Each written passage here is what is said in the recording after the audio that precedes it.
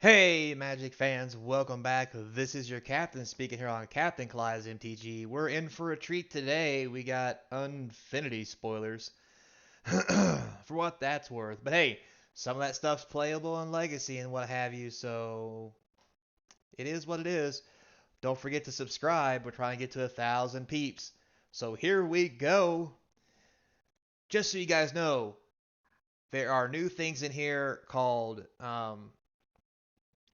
attractions. It says here at the beginning of your main phase, on each returns, you roll to visit your attraction by rolling a die 6. If the result is lit up on your attraction you control, you can visit the attraction, causing the attraction's visited ability to trigger. You visit attractions only for this special die roll, or if a card specifically tells you to visit your attractions. Other die rolls caused by spells or abilities won't trigger the ability of an attraction. So, now that we got that out of the way, let's go take a peek. First off, we have an attraction, the Foam Weapons Kiosk. So if you visit it, you put a +1/+1 counter on target creature you control. That creature gains vigilance to end a turn on a 6-sided die on a 3 or a 6. Eh. Next we have, how is this a par 3? So this is not legal. 2 blue and 2 enchantment. Whenever you cast a spell, you may have target player mill X cards, where X is the number of words in that spell's name. Ooh, God. Thank Lord that's not legal. Next we have bar entry. This is also not legal. Black or white and 3. Choose one. Destroy target creature power 4 or greater. Destroy target creature with any part of its head higher than the bar. Okay. Next we have a legal card. Exchange of words. 2 blue and 1 for an enchantment.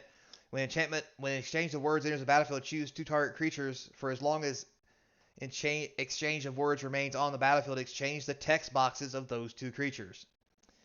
That is very interesting. So moving on. Next we have a legal thing, Centaur of Attention, 2 green and 3 for a 3/3. When it enters the battlefield, roll 5 6-sided dice and store those results on it.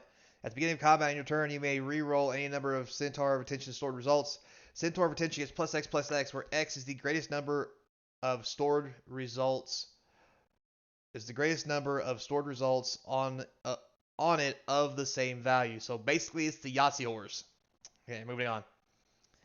Next, we have Devil Knievel. Get it? Get it? Anyway, red and 2 for a non-legal 2/1 with haste.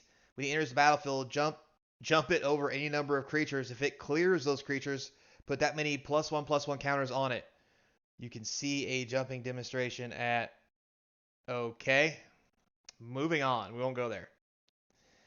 Attempted murder. This is, I guess, legal.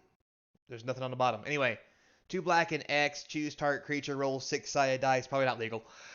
Roll X 6-sided dice. For each even result, put 2 -1/-1 counters on that creature. For each odd result, create a 1/2 blue bird creature token with flying named Stormcrow. Not legal. Anyway, that thing's funny.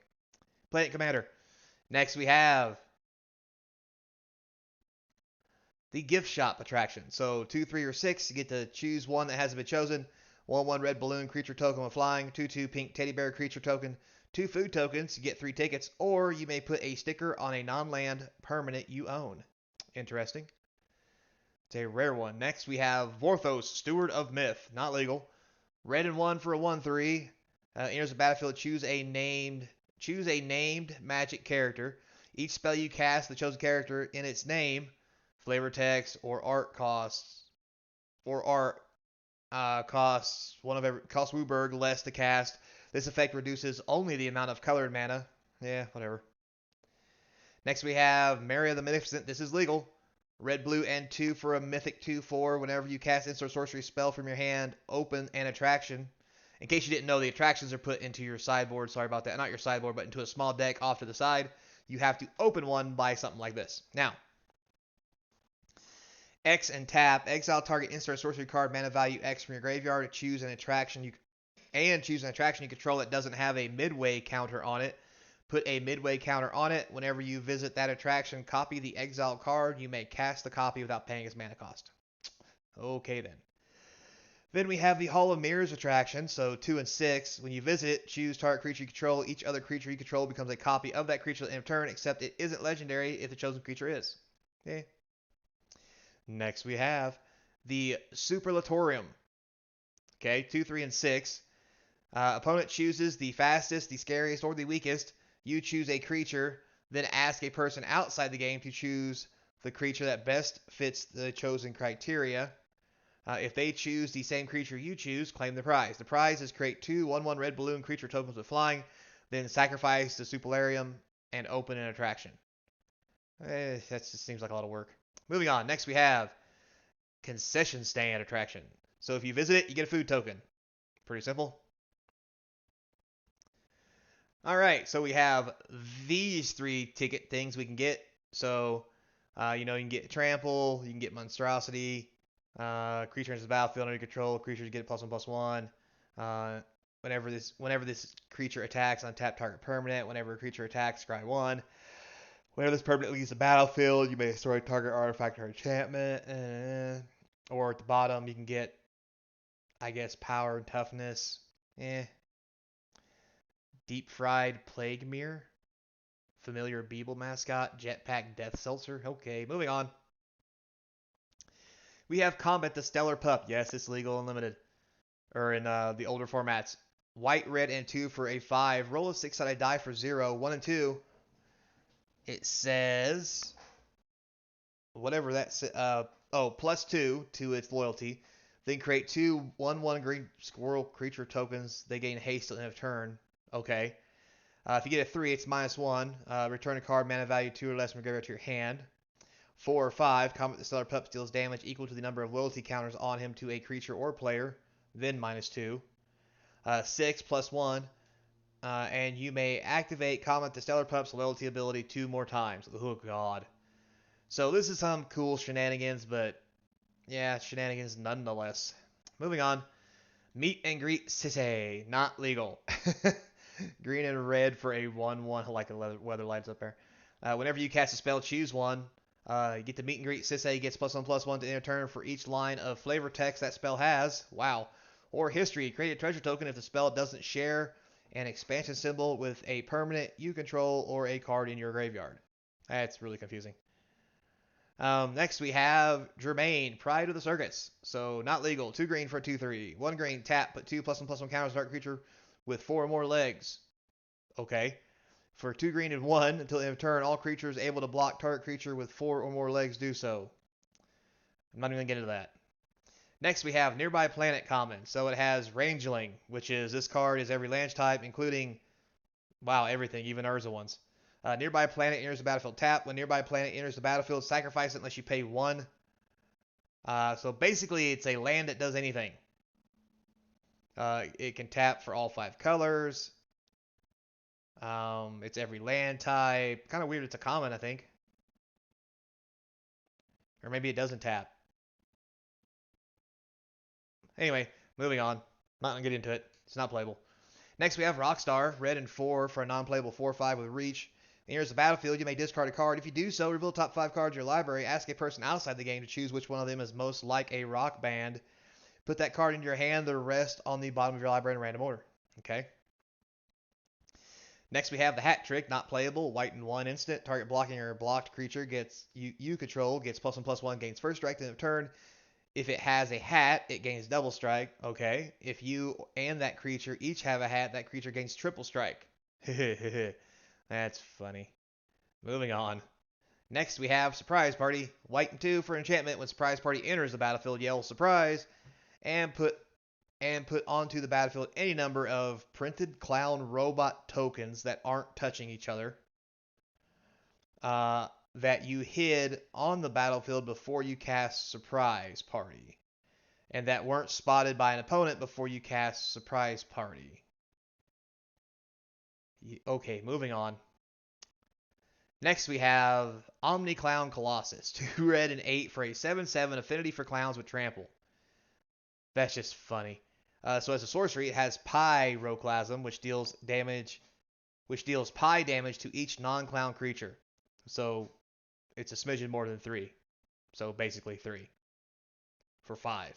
Ugh. Anyway, moving on. Next we have Goblin Blastronauts. So 2 red and 3 for a 5/4.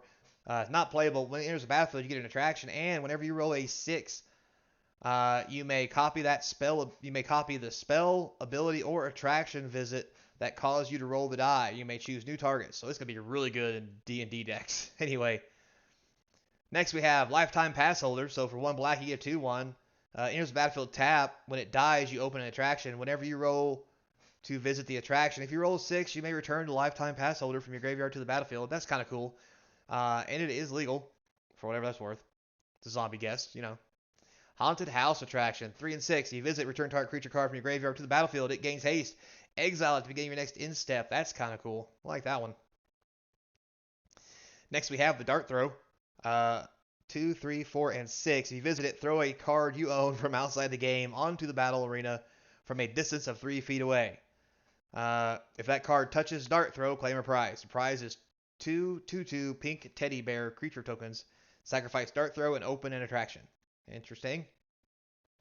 Next, we have the Centrifuge, or as we like to call it, the Twisting Peak Bucket. 3 and 6. Each player draws a card from the library of the player to their right. You create 3 treasure tokens. That is really going to be confusing. Anyway, moving on. Next, we have the Wizards of, which is 2 blue and 2 for a 3/1. Whenever a creature enters the battlefield, you may put a name sticker on it. Then look at the top X cards of your library, where X is the number of unique vowels on that sticker. Put 1 or more of those cards in your hand, the rest in the bottom of the random order. Even tells you what the vowels are. Good lord, if we gotta start doing this, you should have went to school more. Anyway, next we have Robo Pinata. It's a white and 2 for a 2/1. When it dies, you choose one, get 2 tickets, or put a sticker on a non-land permanent you own. I am filled with delicious candy. I am not a trick. It's a robot. Anyway, moving on. Next we have more stickers. Phyrexian Midway Bamboozle. Whenever a creature attacks, you get a sticker. Undying. Some numbers at the bottom. Next one's Unhinged Beast Hunt. Gain 1 life by tapping. Whenever a creature attacks, tap each creature an opponent controls with same power and or same toughness. Eldrazi, Guacamole, Tightrope. These names. 2 tickets get you haste, and then 5 will get you cast a card from graveyard paying 2 life instead of paying its other cost. I do like the magic sticker though. That's kind of cool. Anyway, moving on. Next we have the greatest show in the multiverse. So for 7 colorless, you get a Saga, no read ahead. So Mythic, it says that's additional cost to cast this spell, exile 5 instant and or sorcery cards that you own with the same artist and different names from outside the game. Okay. Choose one of the exile cards at random. You may cast it without paying its mana cost for 1, 2, and 3. This is not legal and nobody should be playing this. Anyway, moving on. We have the Juggletron. So a red and 2 for an 0/4 with trample, because why not? Whenever it attacks, you may put a art sticker on it. Juggletron gets +3/+0 for each item in its art that's not touching Juggletron, another item, or the card frame. Interesting. Okay, moving on. Next we have Space Barrelin. Oh, Jace, what have you done? Blue, white, and 2. He is the space sculpture, which means when he enters the battlefield, you divide it into alpha, beta, and gamma sectors, or basically 3 different areas. If a creature isn't assigned to a sector, its controller assigns it to one. Opponents assign first. Creatures in each sector can be blocked this turn only by creatures in the same sector. -1, a +1/+1 counters put on each creature in the sector of your choice. -5, destroy all creatures from the same sector. Notice that states that get your opponent's stuff too, so +1/+1 counters go on your opponent's creatures as well. Yeah, this is just going to be for giggles and laughs. It says it's legal, but I have no idea why you would play this thing. I have questions. Anyway, next we have Ingako of Myria's Marvels. Anyway, 2 red and 2, not legal, for a 4/3. Enters the battlefield, choose armor, blood, book, bottle, fang, fire, scroll, spear, sword, or water. Whenever you cast a spell with the chosen object in its art, create 2 treasure tokens. And it has partner, so it's a commander. That's not legal. Because it has an acorn. I don't get it. Anyway, moving on. So, looks like that's the of these shenanigans for today. As we go into the Unfinity spoilers, it's going to be very interesting what pops out.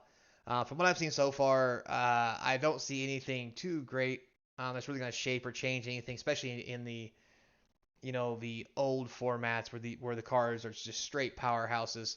But I mean, if you want to get jiggy with it, I mean, get jiggy with it.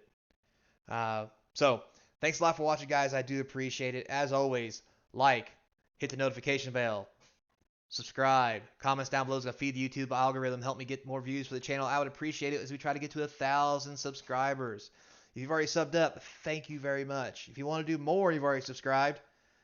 Links in the description to the Patreon page, eBay, and a link to my email. Don't forget to look me up. And if you haven't subbed up, come on, man, it's just one click. What are you gonna do for a brother? Hook a brother up. So, as always, guys, until next time, be kind, and I hope to see you across from the game table.